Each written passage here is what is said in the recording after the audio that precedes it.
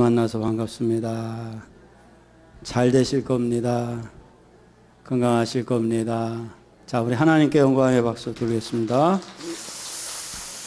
자, 이제 오전에 말씀 이어서 나갑니다. 자, 2번 함께 하실 뿐 아니라 여기서부터 봉독해 주시기 바랍니다. 함께 하실 뿐 아니라 항상 말씀으로 인도하시겠다고 하셨습니다. 7절 오직 너는 마음을 강하게 하고 극히 담대히 하여 나의 종 모세가 내게 명한 율법을 다 지켜 행하고 좌로나 우로나 치우치지 말라. 그리하면 어디로 가든지 형통하리니. 예. 그러니까 여호수아가 왜 지도자가 될 수 있었냐 하고 오전에 말씀을 드렸더니 순종할 수 있는 사람이었다는 거예요.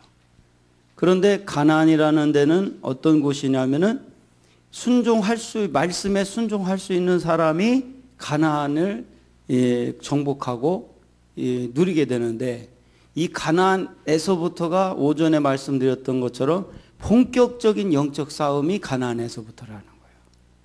가나안에서부터. 다른 데서 영적 싸움이 일어나는 게 아니에요. 그런데 이 여호수아에게 지금 하시는 얘기가 함께 하시겠다는 거예요, 하나님. 근데 함께 하시는데 함께 하시는 뿐 아니라 항상 말씀으로 인도해 주겠다는 거예요.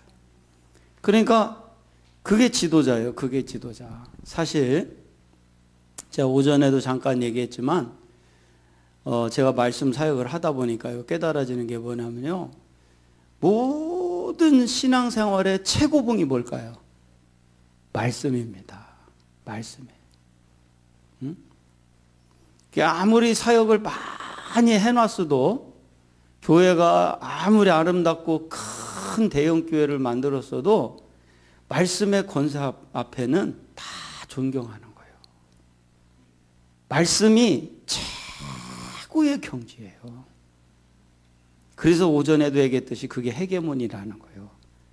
대제사장들이 양의 문을 이렇게 틀만 딱 짜놓고, 문틀만 딱 짜놓고 문을 거기다 건단 말이에요. 이렇게 걸었을 때 정치, 경제, 문화, 예술, 종교 모든 권세를 다 대제사장이 잡게 되는 거예요.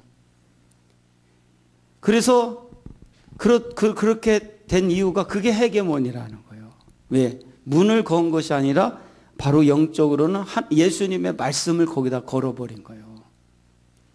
그러니까 이 얘기는 무슨 말이냐면, 가나안이 바로 뭐냐? 가나안이 양의 문을 거는 것과 똑같은 차원이에요. 우리가 신앙생활 아무리 많이 봉사하고 충성하고 오래 신앙생활 했어도 마지막 양의 문을 걸어야 돼요. 그게 말씀의 인도를 받는 거예요.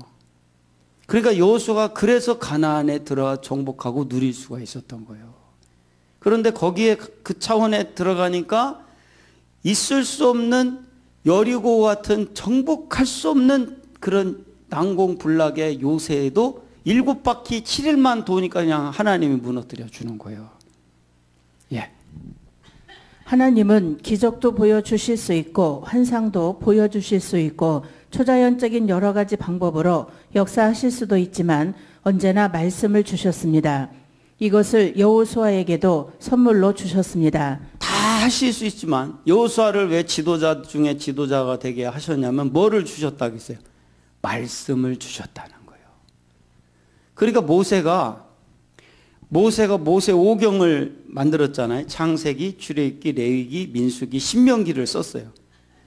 그리고 모세가 그거를 통해서 이 말씀을 다 만들었고, 그걸 통해서 이제 역사를 이루었잖아요. 말씀이 있었기 때문에 그 모세가 그 가나안의 역사까지 인도할 수 있었던 거예요. 그러면 그 나머지 이제 5경 외에 끝이냐? 그게 아니에요.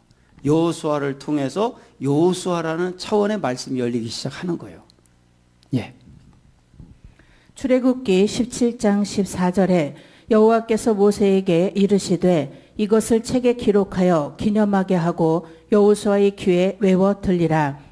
인생의 많은 풍랑을 겪어야 하는 이 삶의 전쟁터에서 하나님의 자녀답게 살아갈 수 있도록 나를 승리로 인도하시기 위해서 주신 최고의 선물이 바로 하나님의 말씀입니다. 7절 오직 극히. 오직에 해당하는 히브리어 라크는 확실히 분명히를 뜻하며 극히에 해당하는 히브리어 메오드는 매우 아주라는 뜻의 부사이다. 하나님께서는 이러한 수식어를 사용하여 이스라엘 군대의 지휘자인 여호수아의 마음 자세를 더욱 가다듬게 하고 있다. 예. 지난번에 우리 쿠바 선교사님 왔다 갔잖아요. 지난주에. 근데 쿠바 선교사님 사모님이랑 와서 나는 선교복으로 하는 걸 깜짝 놀랐어요. 세상에 그 못 사는 쿠바라는 나라를 하나님이 공산국가로 만드셔서 사회주의로 만들어서 그렇게 힘들게 만들었는데 그렇게 만든 이유가 그 쿠바를 통해서 전 세계를 복음화시키고 있잖아요. 난 그 얘기 듣고 깜짝 놀랐어요.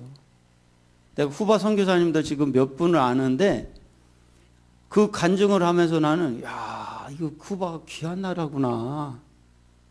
그리고 그 목사님이 그 학생들만 몇천 명인가 지금 배출했다고 그러잖아요. 그죠?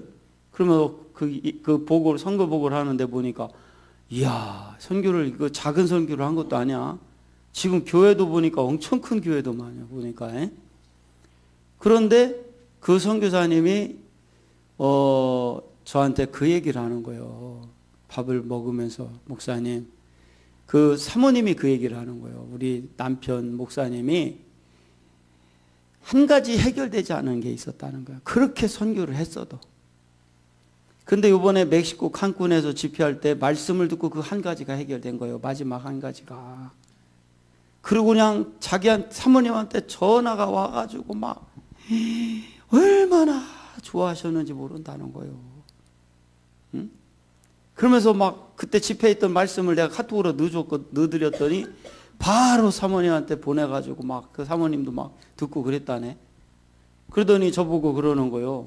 아니 이거 사역한 지 몇 년이나 됐냐고. 10년 됐다 그러니까 왜 우리는 몰랐냐는 거예요. 왜 몰랐냐고.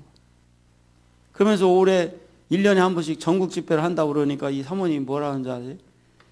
저 거기 무조건 올 테니까 등록해달라고. 그래가지고 그냥 지금요 미리 예약한 사람이 한두 명이 아니야. 시작도 안 했는데 지금 장소도 결정도 못 했는데. 그런데 왜 이런 역사들이 일어나냐. 아무리 사역을 많이 했어도 뭐가 있어야 돼? 말씀이 있어야 돼. 할렐루야. 말씀이 있어야 돼. 그러니까 제가 전 세계를 다니면서 말씀을, 아니 내가 솔직히 여러분도 제 설교 들을 때 어떻게 보면 발음도 현창하고 또 엉뚱한 거 갖다가 얘기할 때도 있고 말이에요.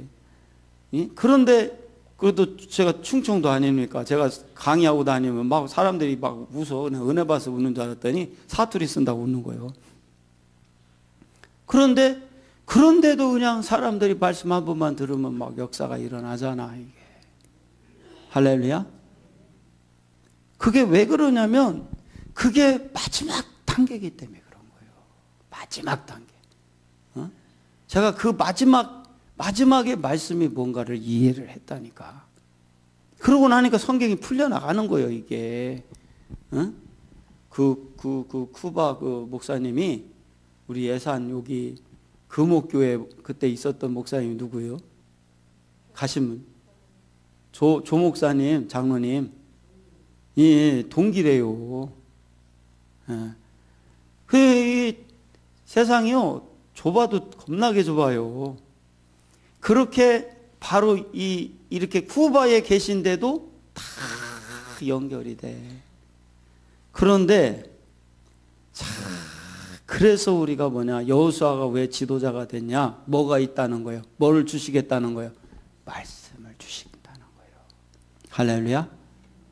그러니까 올해 이 아주 그냥 연초에 딱 이 말씀을 주신 거는 우리가 누구처럼 되라는 거예요? 여호수아처럼 되라는 거예요. 할렐루야.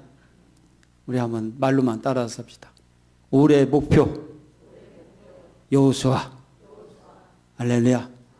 여호수아처럼 갑시다. 예. 모세가 명한 율법. 이 구절은 본문에서 율법을 모세의 저작으로 언급한 몇몇 구절들 가운데 첫 구절이다. 좌로나 우로나 치우치지 말라. 개역 성경에는 그것으로부터를 뜻하는 민멘노라는 말이 생략되어 있다. 그러나 원어 성경에는 이 말이 나타나 있는데 여기서 그것은 율법을 가리킨다. 그리고 치우치다에 해당하는 히브리어 수르는 빗나가다, 방향을 돌이키다를 뜻하는 말로서 이는 하나님의 뜻을 엄격히 따르는 정도로부터 이탈되는 상태를 가리킨다. 따라서 성경상 이 말은 좌우라는 말과 결합되어 자주 묘사된다. 그리하면 형통하리니 이미 주어진 약속을 통해서 볼 때 이스라엘의 형통함은 율법의 준수와 관련하여 조건적인 것으로 묘사되었다. 이처럼 구약에서는 신약에서보다 형통함과 말씀 준수가 더욱 직접적인 관련이 있는 것으로 나타나 있다. 한편 형통하다의 히브리어 사칼은 번영하다, 성공하다를 뜻한다. 신명기 29장 9절 주석을 참조. 그러니까 이제 여호수아에게 하나님이 그러는 거예요. 너가 좌로나 우로나 치우치지 말고, 응? 말씀대로만 순종하면 형통할 거라는 거예요. 할렐루야. 그러니까 지금 여호수아를 지도자로 세우면서 말씀도 주시겠다, 함께 하시겠다, 그러면서 지금 뭐라고 그러냐면 네가 좌우로 치우치지 말고 그냥 곧장 가라는 거예요. 어? 제가 이렇게 참 감사한 게 지금 우리 감리교 선교사님들만 한 70명 정도가 말씀을 듣고 있어요. 새벽마다 보내드려요. 필리핀에서 연결된 분들이 한 40여 분이 지금 말씀을 듣고 있고, 또 저쪽에 중남아 중남미 쪽에 20여 명 정도 듣고 계시고, 그 다음에 이쪽 저쪽 따져서 그냥 해서 한 70여 명 정도가 지금 듣고 계셔요. 그런데 제가 보세요. 이렇게 하나님의 역사가 이렇게 이루어지는 것은 뭐 때문에 이렇게 역사가 일어나는 거예요? 말씀의 역사예요. 근데 이 말씀이 제가 해보니까 그래요. 내가 말씀을 많이 아는 거요, 좌우로 흔들리지 말기만 하면 되는 거예요. 말씀을 많이 한다고 역사하는 게 아니에요. 여호수아에게 말씀을 하나님이 주신 거지 여호수아가 말씀이 있는 게 아니에요. 여호수아가 하는 거는 좌우로 벗어나지만 않고 가면은 말씀이 하나님이 계속 주시는 거예요. 그러니까 우리가 말씀을 많이 알기 때문에 신앙생활 잘하는 거예요. 좌우로 흔들리지 않고만 가면 되는 거예요. 좌우로. 제가 말씀을 많이 하는 게 아니에요. 좌우로 안 가는 거지 내가. 그냥 제가 말씀을 많이 알아서 역사 일어나는 게 아니에요. 제가 이 말씀대로 그냥 좌우나 우로나 치우치지 않고 그냥 한결같이 가는 거예요. 그냥. 응? 그렇게 제가 선악과 깨달았고 나서부터 지금까지 한결같이 왔잖아요. 그러니까 역사가 일어나는 거예요. 그러니까 여러분들도 할 수 있는 거예요. 그럼 말씀 다 잘 몰라요. 난 말씀 모르는데요. 그런 얘기 하지 마세요. 좌우로만 벗어나지만 않으면 돼. 예. 세 번째, 하나님은 말씀을 지킬 때 형통함을 주시겠다고 하셨습니다. 8절, 이 율법책을 내 입에서 떠나지 말게 하며 주야로 그것을 묵상하여 그 가운데 기록한 대로 다 지켜 행하라. 그리하면 내 길이 평탄케 될 것이라. 내가 형통하리라. 영적인 지도자는 성경을, 말씀을 붙잡은 사람입니다. 예. 영적 지도자가 뭐냐? 말씀을 붙든 자예요. 성경의 말씀을, 요거 좀 중복됐다. 성경의 말씀을 붙잡은 사람들. 성경의 말씀. 의로 바꾸시면 될 것 같아요. 예.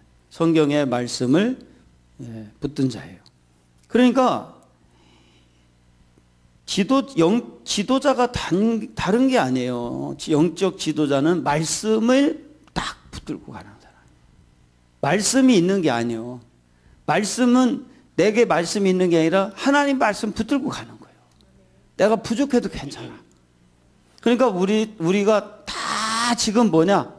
올해 2020년은 말씀만 딱 붙들고 가. 할렐루야? 내가 좀 육신적으로 약해도 내가 신앙이 없어도 괜찮아. 그냥 그때 주시는 말씀을 탁 붙들고 가는 거예요. 예. 성도가 얼마나 영적인지는 성경 말씀과의 거리에 달려 있습니다. 시험과 환난 가운데서도 흔들리지 않는 사람은 말씀을 얼마나 가까이 하느냐에 달려 있습니다. 그러니까 우리가 시험과 환난이 아무리 커도 뭐를 가까이 하면 된다는 거예요? 말씀. 말씀을 가까이 하면 되는 거예요. 제가 사람들께 만남을 가질 때 인간적으로 이렇게 교제를 잘 안 해요. 왜냐하면 해도 소용없다는 걸 제가 알게 됐어요. 그래서 인간적인 만남은 거의 안 갖고 그냥 지금 말씀만 갖고 강의하고 또 집회하고 또 이렇게 말씀으로 만나고 그것만 하지 다른 건 안 해. 그런데도 다 채워줘. 응? 다 채워줘. 난 세상에 그렇게 목회 많이 했어도 고양이 사료 보내주는 거는 흠 받아서 나. 아니 말씀 듣는 분들이 은혜를 받았나 봐. 고양이 얘기에. 그러니까 그냥 고양이 간식을 보내지 막 사료를 보내지. 야 세상에 이 시골까지 그렇게 보내는 전국도 보내봐요. 우리 성도님들도 한번 좀 고양이 밥 좀 사봐 좀 한번. 15,000원이밖에 안 해요 그거. 그런데 아니 제가 고양이 밥 사라는 거는 농담이고 여러분들 그렇다고 진짜 사면 안 돼. 아니 세상에 얼마나 이 은혜를 받았으면 고양이 사료까지 다 보내주시냐고. 참 감사한 거 아니에요 이게. 응? 그러니까 이게 하여간 우리가 이 영적 지도자는 말씀을 붙잡은 사람이다. 예. 하나님이 여호수아에게 격려한 이후 하신 말씀은 항상 말씀을 떠나지 않고 가까이 하라고 명령하신 것입니다. 하나님의 말씀은 언제나 혼란한 세상에서도 분별력과 지혜를 주십니다. 하나님은 우리와 함께 하시는 하나님이십니다. 그리고 함께 하신다는 사실을 말씀을 통해서 인치듯이 말씀하시고 말씀으로 우리의 삶을 매일매일 인도하십니다. 그리고 우리가 말씀을 지킬 때 우리의 길을 평탄케 하시고 형통하게 하신다고 약속하셨습니다. 예, 얼마나 감사해. 그냥 말씀을 갖고 지키고 그 길만 가면요 어떤 문제가 있고 우리가 문을 열 필요도 없어. 누가 열어가? 하나님이 다 열어가. 하나님이 다 열어가. 할렐루야. 그러니까 저는 1년에 이렇게 우리 교회 계획 안 세우잖아요 제가 이거. 어떤 목사님들은 인력 계획 세우려고 기도원 올라가서 막 기도 막 세게 하고 오신다고 하는데 난 그런 거 하나도 없어요. 그냥 매일같이 말씀 새벽에 주신 말씀에 목숨 걸고 가. 진짜 목숨 걸고 가. 나는 그거밖에 없어요. 그냥 매 주시는 말씀 붙들고 가는데 그냥 계속 역사가 일어나. 할렐루야. 그게 바로 하나님의 역사라는 거예요. 그게 가나안의 역사라는 거예요. 예. 하나님은 창세기 17장 7절에서 아브라함에게 땅을 주시겠다는 약속을 주셨습니다. 그리고 그의 자손에게 그 약속을 갱신하셨습니다. 그러나 그렇게 약속을 주셨을지라도 그 땅을 밟지 않으면 이루어지지 않습니다. 우리도 어마어마한 약속을 받았을지라도 밟는 순종이 있어야 됩니다. 믿음은 알미 아니라 삶을 통한 순종입니다. 예. 그러니까 아무리 하나님이 약속을 했어도 그 땅을 밟아야 된다는 거예요. 땅을 밟아야 된다. 가나안 땅이 뭐겠어요? 가나안 땅을 우리가 영적으로 온다면 무슨 땅이겠어요? 우리 남편이 가나안 땅이고 아내가 가나안 땅이고. 그럼 밟으라는 얘기는 뭐예요? 사랑하라는 거예요. 말씀에 순종한다는 게 뭐예요? 사랑하는 거예요. 할렐루야. 올해는요. 아까 밥 먹는데 내 옆에 앉아서 우리 이재경 집사가 그러대. 윤석기는요? 그러면서 윤석기 우리 남편은요. 나랑 나이가 같은데 2달 빠르대야 생일이. 근데 가끔 자기 보고 오빠라고 하라고 그러는데 그러면서 나한테 그래. 나 그래서 오빠라고 잘 안 한다. 그래서 내 옆에서 옆구리 찔러면서 야, 이재경 집사 그러지 말고 올해는 난 오빠라고 좀 해줘. 응? 아, 그 오빠라고 하는 얘기가 그렇게 힘든가? 오빠라고 좀 해줘. 그랬더니 씩 웃더라고. 응? 우리 여자분들만 그냥 저 따라서 하시오. 저 한번 따라서 해봐. 남편 돌아가신 분은 천국서 다 들을 것이고, 그러니까 저 한번 다 따라서 해보세요. 오빠, 세게 좀 해봐. 아, 참. 오빠, 그렇지. 왜냐면 남자들은 참 희한해. 오빠 그럼 왜 이렇게 좋아하는지 모르. 좀 좋아하는 것 좀 해주라는 얘기예요. 그게 바로 뭐냐? 그 말씀에 순종하라는 거예요. 그게. 그러면 형통케 된다는 거예요. 예. 8절 내 입에서 떠나지 말게 하며, 율법을 특별히 입에서 떠나지 말게 하라고 한 것은 잊지 않도록 항상 외우라 라는 의미의 문학적 표현이다. 또한 여기서 떠나다에 해당하는 히브리어 무시는 어기다, 벗어나다 라는 뜻으로서 앞으로도 계속 떠나서는 안 된다는 점을 강조하기 위해 미완료 시제를 사용했다. 입에서 말씀이 떠나지 않게 하라는 거예요. 우리 삶에서 말씀을 아는 것이 아니라 그 말씀을 삶 속에 순종하라는 거예요. 할렐루야.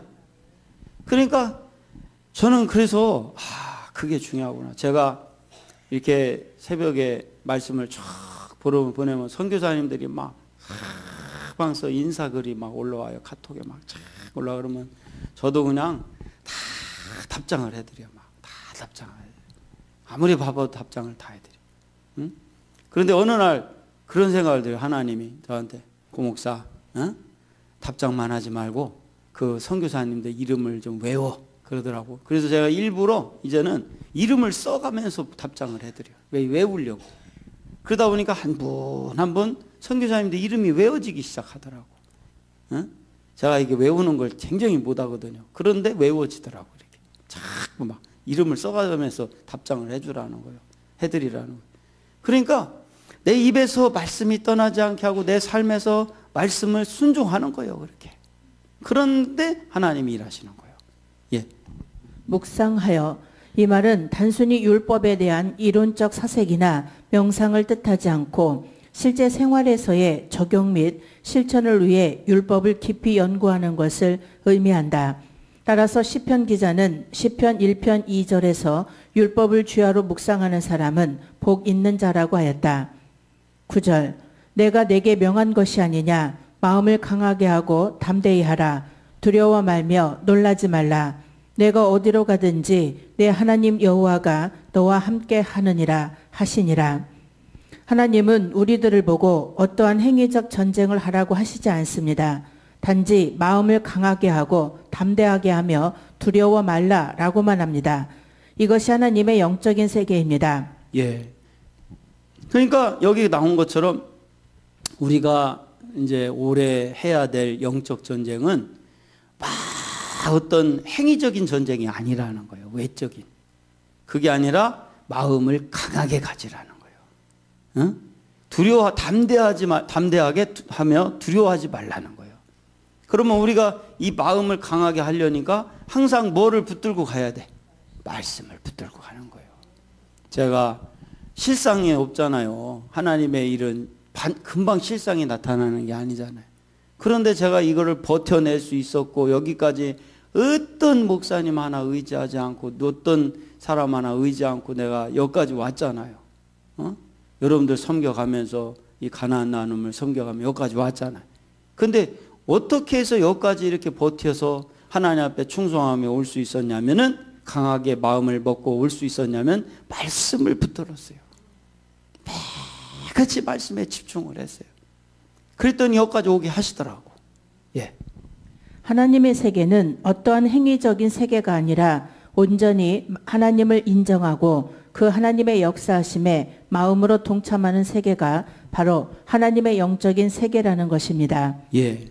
행위라는 차원이 아니라 여기 보니까 온전히 하나님을 인정하고 그 하나님의 역사하심에 마음으로 동참하는 거예요. 그러니까 여호수아가 어떤 행위로 전쟁을 한 게 아니에요. 바로 온전히 하나님을 인정하고 나갔을 때 하나님이 역사하신 거지. 그러니까 사람이 죽지 않는 전쟁을 치렀어요. 여호수아는. 근데 순종치 않을 때 사람이 죽어나갔지.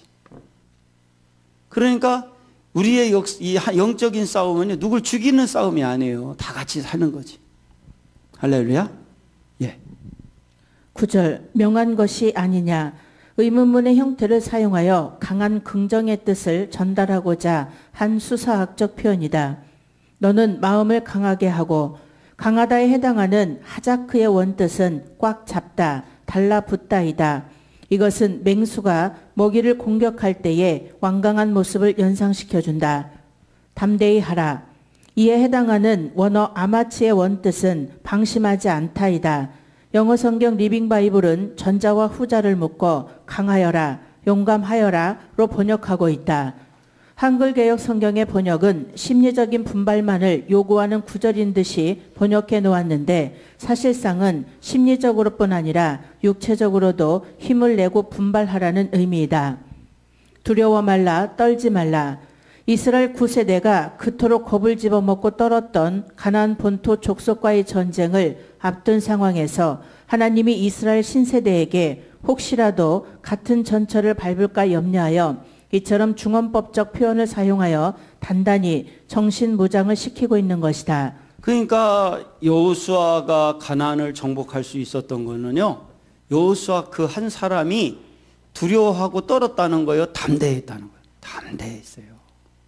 왜 담대할 수 있냐면요, 제가 그 전에 그랬잖아요. 이게 우리가 이 세상 예수님이 하나님이 쓰셨던 이유가 이 세상에 속하지 않았기 때문에 하나님이 예수님을 쓰실 수 있었다는 거예요. 그러니까 우리가 왜 이 여호수아가 담대할 수 있고 떨지 않을 수가 있었냐면은 여호수아는 하나님 말씀만을 붙들고 가는 사람이었어요. 그러니까 주변의 것을 보질 않아요. 그러니까 담대하게 나갈 수 있는 거예요. 근데 내가 주변의 것들 때문에 마음이 약하고 떨리고 그러는 분들은요, 이 사람들은 지금 말씀의 인도를 온전히 받고 있지 못하기 때문에 그런 거예요. 말씀의 인도를 받으려면요, 아무것도 보면 안 돼요. 아무것도 보면 안 돼요. 응? 그냥 하나님만 보고 가시기를 축원합니다. 그런데 여러분들 이것저것 안 보는 게 더 마음 편한 거예요, 사실은요. 응? 그저 하나님만 보고 가는 거예요. 그럼 하나님께서 쫙 열어 가셔 그냥. 예. 너를 떠나지 버리지 아니하시리라. 여기서 떠나다에 해당하는 라파는 실패하다, 게으름을 피우다라는 뜻이다. 그리고 버리다에 해당하는 원어 아자브는 늦추다, 낙오된 채로 방치하다라는 뜻이다. 따라서 본절은 하나님께서 이스라엘을 저버리지도 아니하며 포기하지도 않으시겠다는 의미임을 알 수 있다. 그런데 하나님께서 이스라엘을 특별히 아끼시는 이유는 무엇일까? 첫째, 이스라엘은 하나님께서 특별히 조성하신 민족이기 때문이다. 두 번째는 이스라엘은 하나님의 귀하고 보배로운 소유이자 또한 그분의 영광을 위한 존재이기 때문이다. 물론 이상과 같은 사실은 오늘날 영적 이스라엘 자손이 된 성도들에게도 그대로 적용된다. 고린도후서 1장 20절에 하나님의 약속은 얼마든지 그리스도 안에서 예가 되니 그런즉 그로 말미암아 우리가 아멘하여 하나님께 영광을 돌리게 되느니라. 아멘. 자, 그래서 이스라엘을 하나님이 특별히 어느 민족보다 택하셔서 조성했고 또 귀하고 보배로운 소유가 되었기 때문에 하나님께서는 이스라엘 특별히 사랑하셨다. 근데 지금 이스라엘, 영적인 이스라엘은 우리가 다 지금 이스라엘이에요. 영적인 이스라엘이에요. 우리 한 주간 정말 여호수아가 왜 지도자가 됐냐? 그 사람은 말씀을 붙들었기 때문에 지도자가 됐다. 뭐 능력 있고 만들어져서 지도자가 된 것이 아니다. 우리도 그리고 가나안이라는 곳은 어떤 곳이냐? 정말 말씀에 순종하는 사람이 가나안을 정복할 수가 있다. 그래서 올해 우리도 여호수아 오늘 주신 말씀 붙들고 우리도 승리하는 한 주간 되고 올해가 되기를 축원하고요. 다음 주에는 요 뒷이야기, 뒤에 이야기 보충하는 얘기가 다음 주까지 나오고 다음 주에는 오후 예배 때는 2장이 나갑니다. 2장이 1장 마저 끝내고 이렇게 해서 계속해서 이 여호수아를 통하여 이제 가나안 정복에 대한 얘기를 우리가 한 주간 계속 주일날 말씀을 통해서 계속해서 영적 세계를 우리가 이해하게 되기를 바랍니다. 기도하겠습니다. 하나님 아버지 감사합니다.